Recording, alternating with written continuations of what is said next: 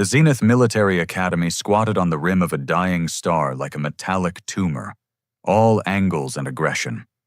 Its designers had clearly studied every species' idea of intimidation, and then weaponized the architecture. Krillian spires jutted skyward with the subtlety of a declaration of war, while Vorthak meditation chambers pulsed with barely contained psychic energy.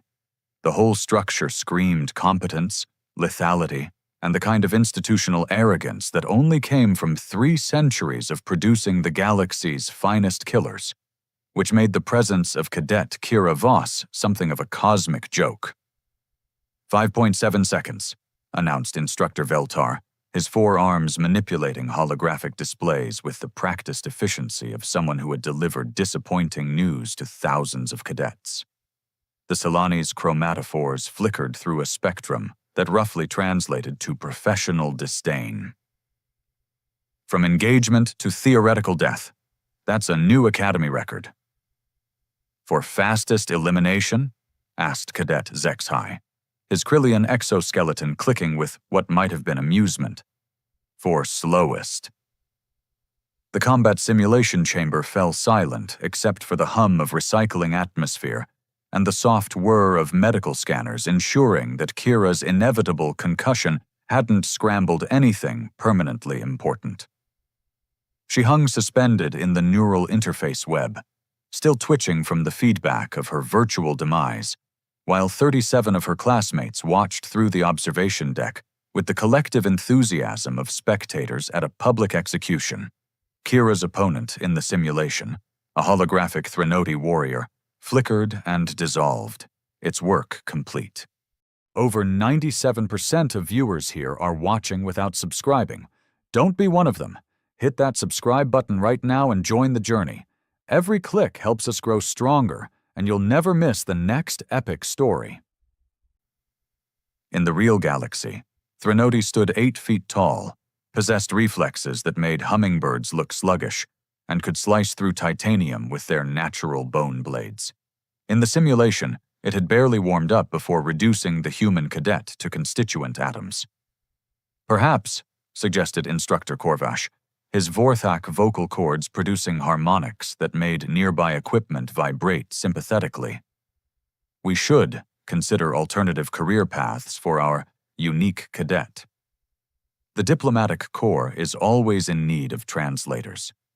The observation deck erupted in what passed for laughter among 17 different species.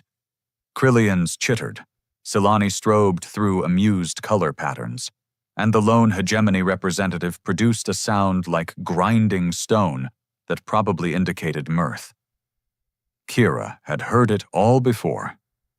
The jokes, the suggestions, the barely concealed bewilderment at how a human had even made it past the Academy's entrance requirements.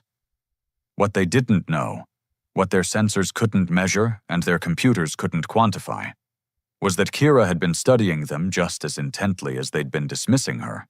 "I'd like to try again," she said, extracting herself from the neural web with movements that looked clumsy compared to the fluid grace of her classmates. Everything about human anatomy seemed designed to disappoint in a galaxy where evolution had produced creatures that could phase through matter, generate electromagnetic fields, or simply grow natural armor plating. Instructor Veltar's chromatophores shifted to what Kira had learned indicated polite incredulity. "Cadet Voss, the simulation parameters are calibrated for Academy standards. Perhaps a training scenario more suited to—" "The same scenario," Kira interrupted, ignoring the fresh wave of chittering from the observation deck. "Same opponent, same parameters." She caught sight of Cadet Threxnel, a hegemony war breed whose idea of morning exercises involved deadlifting small vehicles. His compound eyes tracked her movements with the interest of a predator, watching prey that had mysteriously failed to flee. Next to him, Cadet Lissara's telepathic field rippled with what the Vorthak probably thought was subtle amusement, but felt to Kira like someone broadcasting smugness directly into her brainstem. Very well, Veltar decided, apparently concluding that watching the human fail twice might provide valuable pedagogical insights. Reset the simulation. Same parameters. Kira settled back into the neural interface, feeling the familiar tingle as the Academy's quantum processors mapped her nervous system and prepared to translate her thoughts into digital violence. Around her, 37 pairs of eyes, and various other optical arrangements, waited to witness her second humiliation in as many minutes. The simulation loaded. Virtual reality crystallized into a standard combat arena. Neutral gray surfaces, adequate lighting, no environmental hazards that might confuse the issue. The Threnody warrior materialized across from her, 8 feet of predatory evolution that had been refined by millions of years of killing things that moved too slowly. Veltar's voice echoed through the simulation space. Begin. The Threnody moved like lightning wrapped in violence. Bone blades extended from its forearms with snicks that sounded like death sentences being signed. It covered half the distance between them in the time it took Kira's human nervous system to process the word, begin. And then Kira did something that made the Academy's computers pause for 17 nanoseconds, an eternity in digital time, as they tried to categorize her response. She didn't fight the Threnody. She didn't try to match its speed, counter its aggression, or demonstrate any of the combat techniques that filled the Academy's vast databases. Instead, she simply watched. Her eyes tracked the warrior's movement patterns while her body remained perfectly still, as if she were memorizing a dance rather than facing imminent dismemberment. The Threnody's blade opened her throat in 5.4 seconds. Virtual blood painted the gray walls. Simulation ended. But this time, the observation deck remained silent. "Curious," murmured Instructor Korvash, his psychic field probing at the simulation data with the delicacy of a surgeon. The human exhibited no stress response, no flight reaction, no defensive measures whatsoever. Veltar's chromatophores flickered through patterns that indicated confusion. Perhaps a malfunction in the neural interface? "Run a diagnostic," ordered Commander Thissakol from her position at the back of the observation deck. The Krillion's authority filled the room like gravity, inevitable and inescapable. 3 centuries of Academy records showed that when the commander spoke, cadets listened or found themselves explaining their career choices to their disappointment parents. The diagnostic completed in moments, all systems nominal, neural interface perfect. The human had simply chosen not to defend herself. "Cadet Voss," the commander's voice carried the weight of institutional disapproval. "Explain your tactical reasoning." Kira stood among the scattered neural interface cables, looking smaller and more fragile than ever surrounded by the Academy's intimidating technology. When she spoke, her voice carried none of the bravado that might have been expected from someone who had just committed elaborate suicide. "I was gathering data." The observation deck erupted in fresh laughter, but this time it sounded forced, uncomfortable. "Data on dying?" Zexhai's exoskeleton clicked in what might have been mockery, or might have been something else entirely. "Data on how it hunts?" Kira replied, and something in her tone made the laughter die. Commander Thissakol's compound eyes focused on the human cadet, with the intensity of targeting sensors acquiring a lock. "Explain." The Threnody commits to a killing strike within 2.3 seconds of engagement. Dominant blade arm leads by 4 degrees. Footwork follows a pattern designed for maximum leverage against opponents who try to evade laterally. It's been optimized for killing things that run. The silence in the observation deck had developed a quality that made several cadets unconsciously check their environmental suit's integrity. "You observed these patterns while being killed?" Veltar's chromatophores had shifted to colors that didn't appear in any translation manual. "The first time was to confirm that I couldn't match its speed," Kira said. The second time was to learn how it thinks.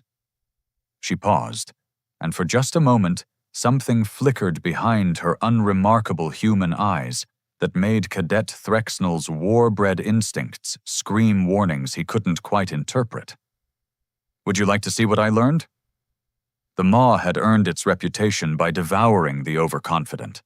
This particular moon orbited a gas giant that screamed electromagnetic tantrums across 3 star systems, creating an environment where modern technology functioned about as reliably as Academy cafeteria food.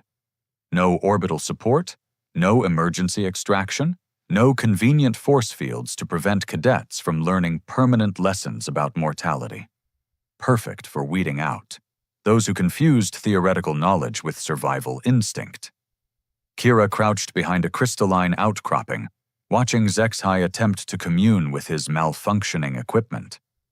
The Krillian's exoskeleton, normally a masterpiece of biological engineering, had developed an alarming tendency to seize at crucial joints.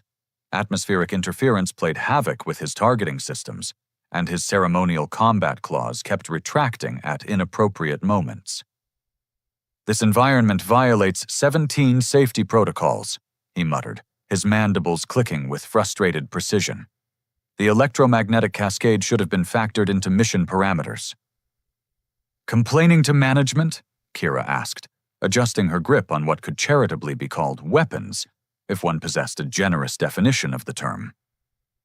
Human standard issue on the maw consisted of items that wouldn't explode when exposed to exotic radiation. A titanium knife, a coil of synthrope, and emergency rations that doubled as improvised explosives if prepared incorrectly. I am documenting operational inadequacies for post-mission analysis, Zexhai replied, with the wounded dignity of someone whose species had turned bureaucratic procedure into an art form. 3 hours into their survival exercise, they had encountered exactly nothing that wanted to kill them, which on the maw represented a statistical impossibility that worried Kira considerably. The moon's ecosystem thrived on consuming unwary visitors. Somewhere in this crystalline wasteland, something was hunting them with the patience of a creature that had learned not to hurry toward its meals. Movement, Zexhai announced, his sensor array finally cooperating long enough to provide useful data. Bearing 27 Mark 15. Large, approaching fast. The shadow maw emerged from a crevice that should have been too small to contain anything larger than Kira's thumb. Physics on the maw operated under local regulations that made conservation of mass more of a guideline than a law. 8 legs moved with hydraulic precision across the crystalline terrain, each footfall calculated to produce maximum psychological impact. Its hide shifted between transparency and opacity like liquid obsidian, making range estimation an exercise in optimistic guesswork. Academy records listed 14 previous encounters with shadow maws. Casualty rate, 100%. Protocol suggests immediate tactical withdrawal, Zexhai announced, his voice carrying the mechanical calm of someone reciting established procedure, while certain death approached at approximately 40 kilometers per hour.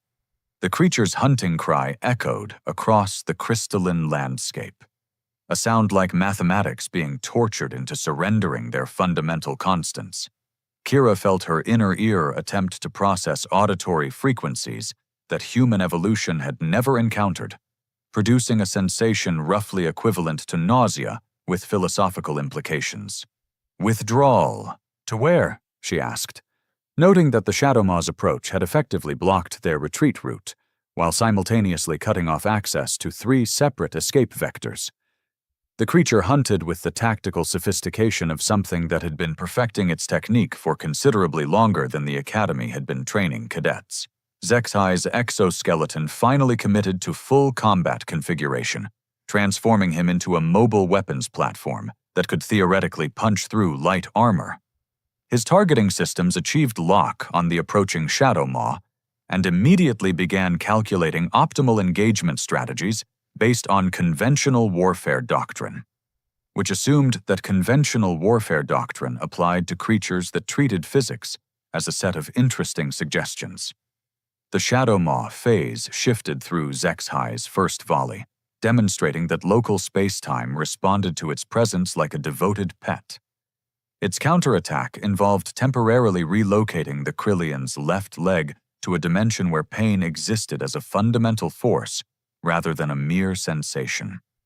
Zexhai's scream contained harmonics that made nearby crystals resonate sympathetically. Fascinating adaptation, Kira observed, circling wide while the creature focused its attention on dismantling her partner with the methodical enthusiasm of a craftsman proud of his work. It doesn't just hunt prey.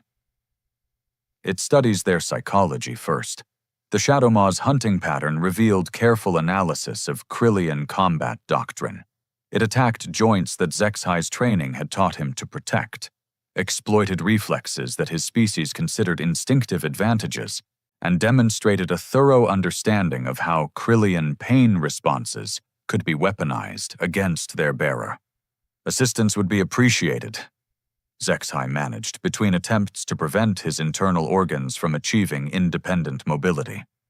Kira approached the engaged combatants with the casual stride of someone out for an evening stroll.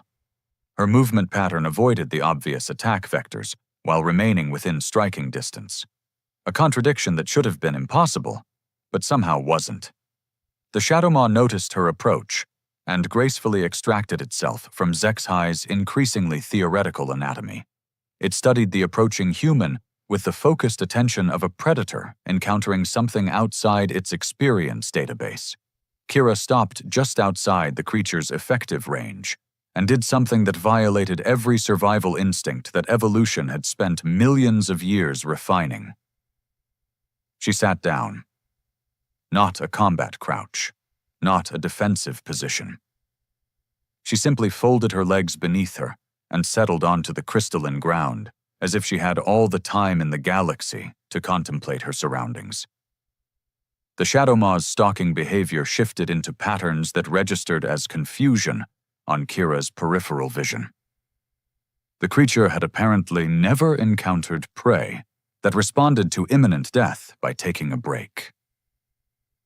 Cadet Voss, Zexhai croaked from his position among the scattered remnants of his combat effectiveness. This may not be the optimal moment for meditation techniques. It's trying to decide what I am, Kira replied conversationally. Predator, prey, or something it doesn't have a category for.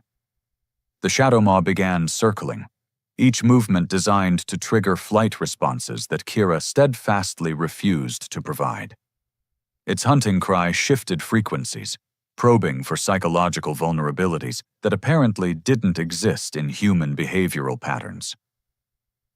Most prey runs when stalked, Kira continued, her voice carrying the calm observation of someone discussing weather patterns. Some fight when cornered. But humans do something that confuses predators. She stood with fluid motion that seemed to contain no urgency despite the 8-legged death machine currently evaluating her protein content. We hunt back. The Shadow Maw struck with the speed of collapsing probability, its phase-shifting abilities allowing it to approach from directions that technically didn't exist. Its attack pattern demonstrated mastery of 4-dimensional geometry and the kind of confidence that came from never having encountered effective resistance. Kira stepped sideways into a space that the creature's senses insisted was occupied by solid matter, wrapped her synthrop around what might generously be called a neck, and used the Shadow Maw's own momentum to introduce its cranial region to the crystalline ground at velocities approaching the educational. The impact produced a sound like reality checking its math and finding computational errors. 3 seconds, beginning to end. The Shadow Maw twitched once and achieved permanent motionlessness. Zexhai stared at the scene with compound eyes that had been designed to process rapid battlefield changes, but seemed to be experiencing buffer overflow while attempting to catalog what had just occurred. How? He managed, his vocal apparatus struggling with concepts that didn't fit into established tactical frameworks. Kira extracted her synthrope from the creature's remains and coiled it with practiced efficiency.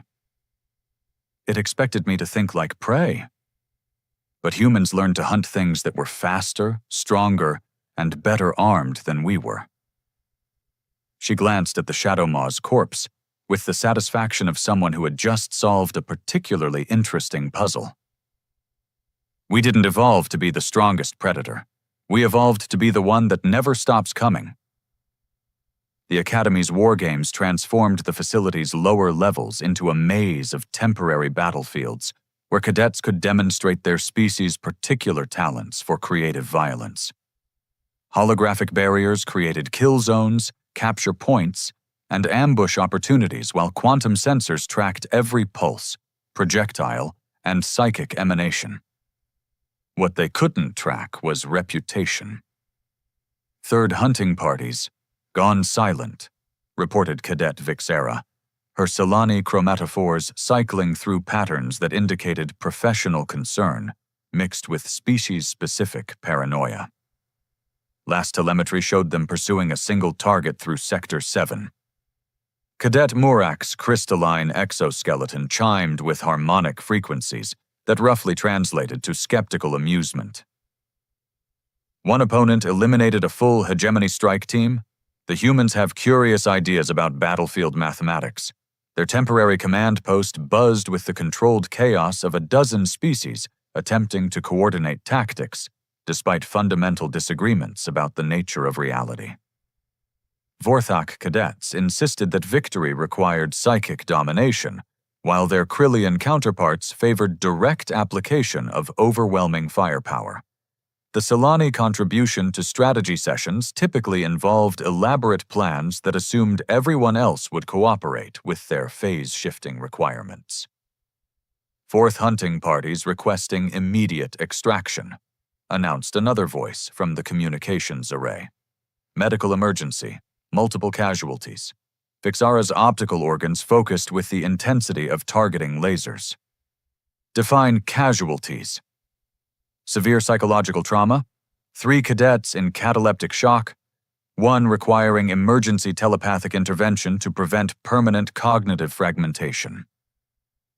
The command post fell silent except for the hum of life support systems and the distant rumble of combat echoing through the Academy's superstructure.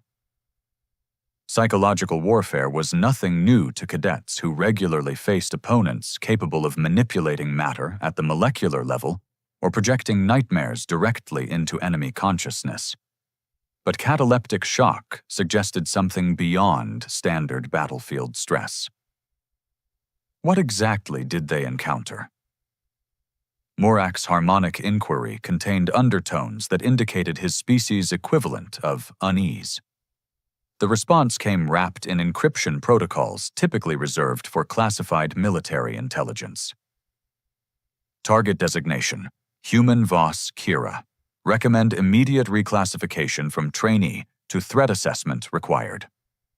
Across the Academy's combat zones, similar conversations unfolded in 17 different languages as hunting parties reported encounters that defied conventional tactical analysis.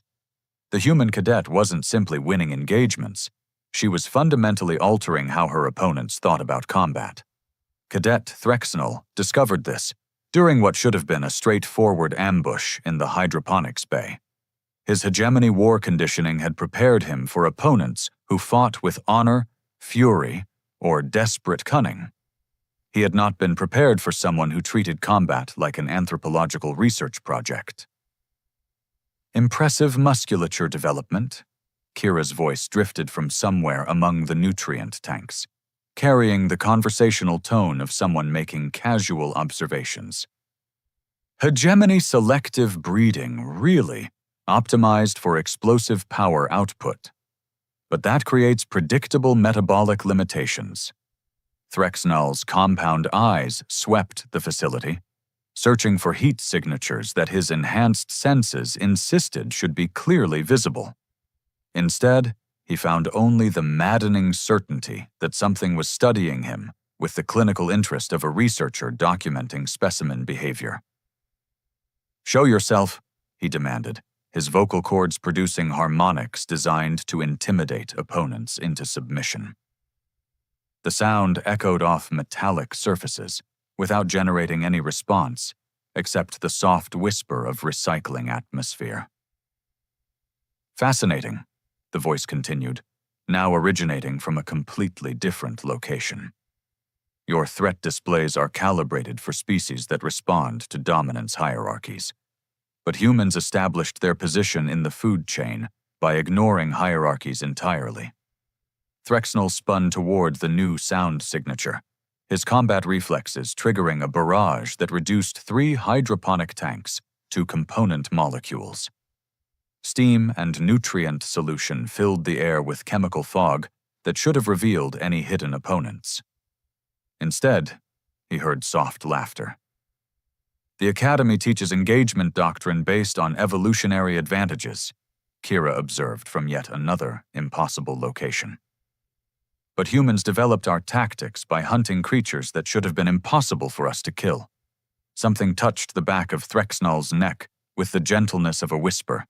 He spun again, his war-bred instincts screaming warnings about proximity threats, but found nothing except empty air and the growing certainty that he was no longer the predator in this scenario. "We learned patience from creatures that could outrun us," the voice continued, now seeming to emanate from the walls themselves. "We learned persistence from creatures that could outlast us. And we learned psychological warfare from creatures that could think faster than us." Threxnell's compound eyes registered movement that his conscious mind refused to acknowledge. Peripheral shadows that shifted when he wasn't looking directly at them. Thermal patterns that suggested presence without confirming location. But the most important thing we learned, Kira's voice had acquired an quality that made Threxnell's instincts scream about apex predators, was how to make our prey stop wanting to fight. The hydroponics bay fell silent except for the drip of damaged nutrient systems and the ragged sound of Threxnell's breathing as his war conditioning encountered something it had no protocols for addressing. When Academy security found him 20 minutes later, the Hegemony Cadet was sitting motionless among the wreckage, staring at nothing with the expression of someone who had just realized that everything he understood about combat was wrong. Similar scenes played out across 12 sectors as hunting parties encountered the human and discovered that their species' military advantages meant nothing against an opponent who refused to engage on familiar terms. The Academy's quantum sensors recorded the tactical data while completely failing to capture what was actually happening. "She's not fighting them," observed Instructor Korvash during the post-engagement analysis. His Vorthak psychic field rippled with patterns that indicated professional fascination mixed with species-appropriate concern. "She's teaching them something." Commander Thyssicol studied the tactical displays with the focused attention of someone whose 3 centuries of military experience had just encountered a completely new category of warfare. What kind of lessons require psychological trauma as a teaching aid? The answer came from an unexpected source. Deep in the Academy's archives, quantum storage systems that hadn't been accessed in decades suddenly activated as something triggered automated research protocols. Database queries cascaded through information networks, seeking patterns that matched current tactical observations. What they found changed everything. General Kethrisvol materialized in the Academy's secure briefing chamber like a particularly ominous weather pattern achieving consciousness.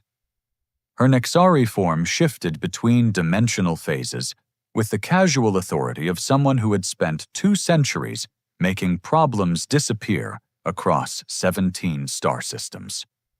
When the Galactic Military's chief xenopsychology analyst requested emergency consultations, Academy commanders listened with the attentiveness of people suddenly aware that their careers hung in balance.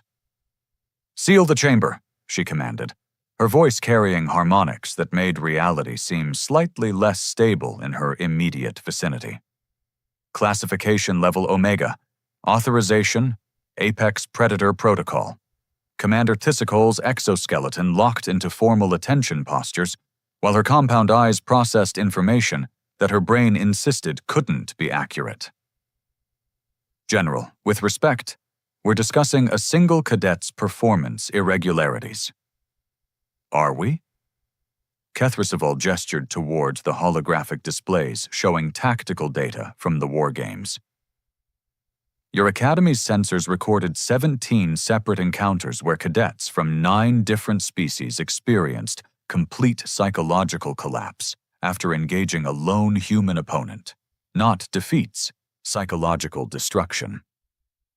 The briefing chamber's atmospheric processors struggled to maintain optimal environmental conditions as various species' stress pheromones created chemical cocktails that triggered emergency filtration protocols. Instructor Veltar's chromatophores flickered through patterns that didn't exist in standard translation matrices. General, Korvash interjected, his psychic field radiating carefully controlled confusion. Human military capabilities are well documented. Limited physical advantages, moderate technological development, unremarkable strategic thinking. They barely qualified for Academy admission. Kethrissivol's dimensional form stabilized into something resembling amusement. Your databases contain edited information, sanitized for public consumption. She activated security protocols that transformed the briefing chamber into a temporal isolation field. What I'm about to show you is classified at levels that most civilizations don't acknowledge exist. Holographic displays materialized, showing star maps that predated the current galactic civilization by several millennia. Ancient trade routes, forgotten colonies, and species designations that appeared in no current xenobiological references.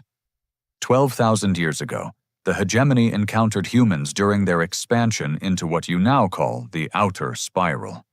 Initial contact protocols suggested a primitive species, suitable for integration or exploitation. She paused, allowing the implications to settle. The hegemony committed 4 full battle fleets to human subjugation. And Thistle's vocal apparatus produced questioning harmonics. They disappeared. The holographic display shifted to show after-action reports written in archaic hegemony script, their content scrolling past too quickly for real-time translation, but slow enough to catch fragments. Psychological warfare, impossible tactical adaptations, entire crews found in catatonic states. The humans hadn't developed faster than light travel. They possessed no energy weapons, no force fields, no genetic enhancement technologies. By every reasonable metric, they should have been conquered in weeks.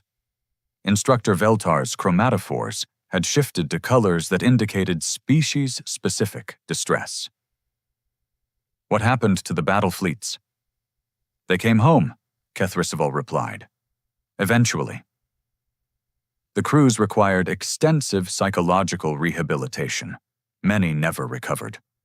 The official reports were classified and buried so deeply that accessing them now required authorization from species that no longer exist. She gestured toward additional displays showing similar encounters across galactic history. The Vorthak consciousness, the Solani phase collective, the crystalline hierarchies. Every major civilization had eventually made contact with humans and reached the same conclusion. Humans were quarantined on their homeworld and classified as a Class Omega psychological hazard. Contact was forbidden, except through heavily filtered diplomatic channels designed to prevent direct military engagement. Commander Thistle's compound eyes focused on the streaming data with growing comprehension and horror. The Academy's admission protocols were bypassed by a bureaucratic error that assumed human military capabilities matched their official classification as developing species. Kethrisvol's form shifted through dimensional phases that conveyed cosmic irony. No one bothered to check the classified addendums.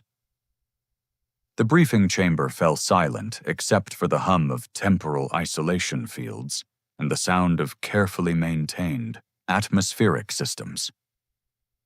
In that silence, the war games continued in the Academy's lower levels, where Cadet Kira Voss had just encountered her final hunting party. "Status report from Sector 12, announced a communication drone, its artificial voice cutting through the stunned quiet.